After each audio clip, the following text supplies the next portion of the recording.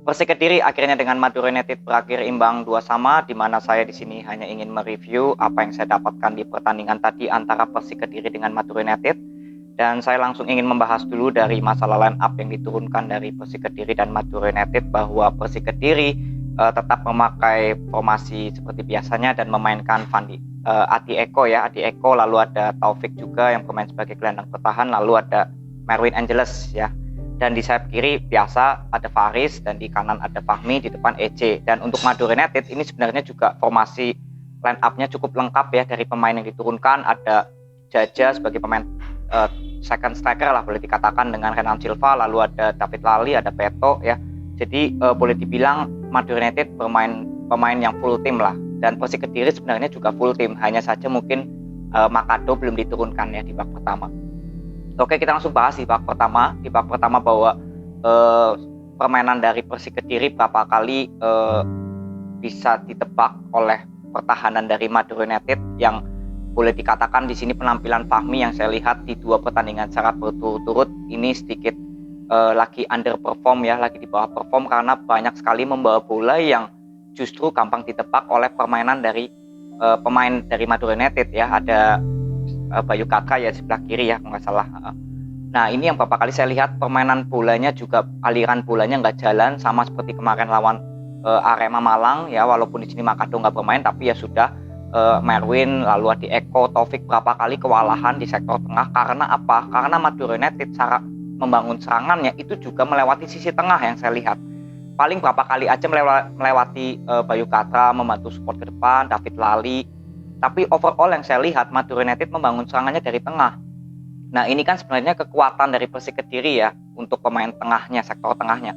Tapi justru di pertandingan kali ini benar-benar berapa kali bisa terlewati oleh pemain Madura United, yang boleh saya katakan pemain-pemainnya secara skill individunya memang lebih baik ya. Untuk pemain tengah seperti Renan Silva, Jaja, walaupun akhirnya Renan Silva diganti, tapi secara skill memang pemain dari Madura United lebih memiliki. Jadi berapa kali pemain seperti Adi Eko gampang terlewati, Merwin juga berapa kali first touch-nya ya, sentuhan pertamanya juga kalau boleh saya bilang sangat buruk di pertandingan kali ini. Hanya Taufik aja yang penampilannya benar-benar konsisten di gelandang bertahan dari Persik Kediri ini, hanya Taufik aja yang konsisten. Tapi nanti saya akan juga akan bahas juga di babak kedua apa yang dilakukan oleh Javier Roca, terutama melihat Persik Kediri di lini tengahnya banyak sekali dapat dimasuki oleh pemain tengah Madura United. Karena Madura United juga secara permainan nggak banyak mengandalkan lini sayap. Justru sebenarnya Madura United di babak pertama secara permainannya justru lebih efektif sebenarnya saat membangun serangan. Beberapa kali tektok-tektok dengan pemain sayap. Tapi memang Renan Silva beberapa kali juga terlalu banyak membawa bola yang saya lihat. Jadi untuk Persik Kediri ada waktu untuk melakukan pressing ya, atau kembali lagi pemainnya ke posisinya. Dan langsung terjadi gol ya lewat asis dari Bayu Katra sebelah kiri. Itu Arthur Irawan kembali lagi terlewati, justru terlihat Fahmi yang berusaha menutupi pergerakan dari Bayu Katra, walaupun akhirnya Bayu Katra berhasil melepaskan bola ke tengah dan langsung di-shoot oleh Renan Silva. Itu gol yang cukup bagus karena melalui set play bola hidup dan umpan-umpan silang ini yang cukup berbahaya ya. Berapa kali saya melihat permainan dari saat Persik Kediri lawan Persela Lamongan ya, di mana Persela Lamongan bermain umpan-umpan silang juga Persik Kediri sering kewalahan. Nah ini gol dari Renan Silva juga sebenarnya nggak jauh beda seperti permainan silang ya yang dilakukan oleh Madura United ke pertahanan dari Persik Kediri. Jadi udah unggul 1-0, lalu sempat disamakan dulu ya gol dari sebenarnya bunuh diri ya dari back dari Madura United ya, Jaime, tapi itu kontribusi dari EJ yang melakukan skill individu. Dan ya itu gol yang boleh dibilang memang mengandalkan EJ lah ya, sosok target man ya seperti itu ya. Jadi gol terjadi walaupun dihitungnya bunuh diri karena terkena kaki dari Jaime ya. Dan babak pertama 1-1 untuk kedua tim. Dan kesimpulan saya di babak pertama untuk Persik Kediri dan Madura United, untuk Madura United cara membangun serangannya dan bertahan itu lebih baik ketimbang dari Persik Kediri di masalah penyerangan. Kalau masalah bertahan juga sebenarnya di pertandingan kali ini nggak terlihat cukup seperti biasanya lah Persik Kediri, tapi di pertandingan kali ini sedikit kurang power aja untuk bertahannya, sedikit kurang percaya diri atau banyak miskomunikasi yang saya lihat antara Adi Eko dan Taufik. Lalu masuk ke babak kedua. Di babak kedua memang belum ada pergantian pemain ya dari Persik Kediri, hanya ada dari Madura United ya Renan Silva yang diganti karena memang sudah mengalami cedera. lalu diganti Slamet Nur Cahyo. Sebenarnya untuk perubahan pemain dari Madura United ini tetap konsisten ya, maksudnya nggak banyak untuk merubah strategi. Justru Persik Kediri yang memang lebih bermain keluar ya sebenarnya, dan memang terlihat jelas Persik Kediri sebenarnya di babak kedua lebih bermain terbuka, lebih kelihatan berbeda lah seperti di babak pertama. Tapi akhirnya memang Madura United justru yang unggul terlebih dulu ya lewat skill individu dari Jaja, dan itu terlihat sekali.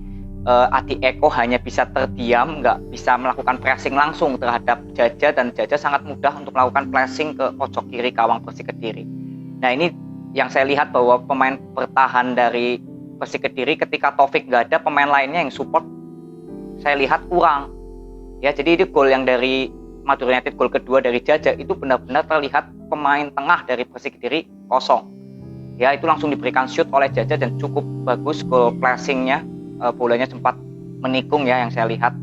Jadi tertinggal 2-1 nih, Persik Kediri tertinggal, dan akhirnya yang saya lihat bahwa Merwin diganti ya oleh Makado, lalu beberapa pemain lagi diganti. Tapi yang saya ingin soroti itu bukan Makado sebenarnya, tapi Fitra Ridwan. Di sini Fitra Ridwan yang saya katakan saat kemarin saya lupa Persik lawan apa gitu yang saya bilang Fitra Ridwan bermain cukup baik. Nah ini kenapa nggak dikasih kesempatan untuk menggantikan sosok Merwin? Karena Merwin yang saya lihat di beberapa pertandingan terakhir memang belum terlihat kontribusi yang cukup bagus. Ini menurut pendapat saya.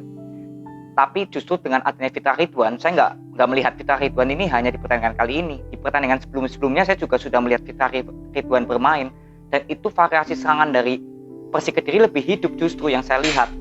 Ya, jadi ketika Faris Aditama diganti Anthony Nugroho, lalu Yusuf juga bermain menggantikan Arthur, Akil dijadikan sebelah kanan juga, lalu Snoyer juga yang dimainkan ya, dan ini juga menjadi kritik dan saran saya untuk Fahmi yang penampilannya di dua pertandingan berturut-turut ini boleh dikatakan banyak sekali membawa bola, terlalu individualis ya kalau boleh saya katakan, karena nggak banyak tektok di pertandingan kali ini. Juga terlihat beberapa kali berusaha untuk melakukan skill individu justru kena terus ya, nggak berhasil melakukan skill individu melewati pemain Madura United. Justru Snoyer yang penampilannya beberapa kali memang lebih berani melakukan intercept. Nah ini hati-hati untuk Fahmi, karena bagaimanapun juga persaingan di sektor sayap kanan juga cukup tinggi ya. Jadi Fahmi harus cepat bisa beradaptasi lagi atau merubah cara bermainnya, karena kalau enggak bisa tergantikan dengan Snoyer posisinya. Itu ya, jadi di babak kedua akhirnya gol terjadi oleh Snoyer, dan itu juga gol yang cukup bagus ya, melakukan tendangan dari luar kotak penalti. Nah ini yang sering saya katakan bahwa pemain dari Persik Kediri selain dari EC nggak apa-apa untuk egois sedikit melakukan shoot yang memang ideal, dan ini sudah dilakukan oleh Snoyer. Ya ini yang belum dimiliki aja untuk Persik Kediri di pertandingan kemarin. Bagaimana pemain sayap, pemain tengah untuk egois sedikit loh, melakukan shoot atau melakukan skill individu, tapi jangan terlalu over. Nah untuk Fahmi ini terlihat sangat over di pertandingan kali ini, banyak sekali yang justru bolanya nggak mengalir ketika bola di Fahmi, beda dengan Faris Aditama yang penampilannya di kiri. Walaupun di pertandingan kali ini juga Faris Aditama nggak terlihat berapa kali melakukan intercept ya, tapi ya untuk konsistensi dari Persik Kediri yang saya lihat itu hanya Taufik, Ece, dan juga memang ada di sayap ada Akil ya. Jadi ada 3 pemain yang saya lihat tetap penampilannya tetap konsisten. Sisanya memang masih underperform, terutama untuk Merwin yang memang penampilannya saya lihat belum ada perkembangan yang cukup bagus ya. Jadi mungkin Fitra Ridwan bisa dijadikan opsi jika memang Makado nggak bermain ya, seperti pertandingan kemarin dan hari ini juga babak pertama kan Makado nggak bermain, itu mungkin bisa diisi oleh Fitra Ridwan jika memang Merwin nggak bisa dipaksakan bermain, karena first touch-nya itu parah ya kalau boleh saya katakan. Ketika menyentuh bola pertama ya, itu berapa kali bolanya justru nggak bisa dikontrol dengan baik, dan ini sangat fatal pemain tengah nggak bisa mengontrol bola dengan baik ya. Itu pendapat saya. Jadi untuk overall pertandingan kali ini merupakan pertandingan yang boleh dilihat saya itu big match, karena Madura United juga sebenarnya pemain terbuka. Tapi yang saya sayangkan kenapa Madura United dengan pemain-pemain yang boleh dibilang ya menurut saya lebih berkualitas, lebih dimiliki skill individunya, lalu sprintnya, tapi justru seperti tidak bisa dimanfaatkan oleh Madura United untuk melakukan variasi serangan. Justru yang saya lihat mengandalkan serangan balik terus ya kepada pemain dari Persik Kediri, dengan pemain-pemain yang boleh dibilang lebih dimiliki lah, lebih berkualitas di Madura United yang saya lihat. Tapi itulah Persik Kediri, chemistry yang dimiliki oleh Persik Kediri ini sangat kuat, yang saya lihat sangat bagus. Jadi untuk melakukan serangan balik pun juga beberapa kali bisa digagalkan oleh pemain dari Persik Kediri, dan saya sudah beberapa kali bilang Persik Kediri ini sangat sulit untuk dilakukan counter. Karena pemain tengahnya juga seperti Taufik, Adi Eko juga sebenarnya bermain cukup baik lah di pertandingan kali ini. Ya, ini pesan saya untuk musuh-musuh yang menghadapi Persik Kediri untuk memanfaatkan serangan balik dengan Persik Kediri. Ini memang sedikit sulit. Kecuali pemain long ball itu masih oke, tapi kalau mengandalkan serangan balik, pemain Persik Kediri ini sangat positioning banget.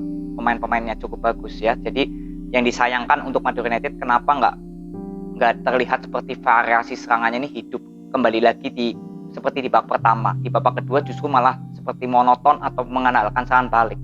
Dan di babak kedua ya Persik Kediri terus menggempur, dan saya melihat bahwa babak kedua pertandingan dimiliki oleh Persik Kediri. Walaupun Madura United juga beberapa kali menekan, tapi nggak ada peluang juga. Justru Persik Kediri yang melakukan peluang di babak kedua lebih banyak. Dan di babak pertama justru Persik Kediri beberapa kali melakukan tekanan, memang peluangnya lebih sedikit ketimbang Madura United. Tapi di babak kedua justru terlihat berbeda ya. Jadi ini keberhasilan dari Coach Xavier Roca, dan juga yang disayangkan ya Madura United kenapa bermain counter attack. Itu yang saya lihat sih untuk pertandingan tadi Persik Kediri dengan Madura United ya. Jadi itu aja yang aku bisa bagikan kepada kalian seputar review yang saya bisa dapatkan dari pertandingan Persik Kediri dan Madura United. Semoga ini bisa menjadi pelajaran atau evaluasi untuk kedua tim agar di match berikutnya bisa terus membuktikan tim yang terbaik di Liga Indonesia. Jadi itu aja, terima kasih yang sudah nonton sampai akhir, respect buat kalian. Nanti kita ketemu di review, preview, atau prediksi skor selanjutnya. See you.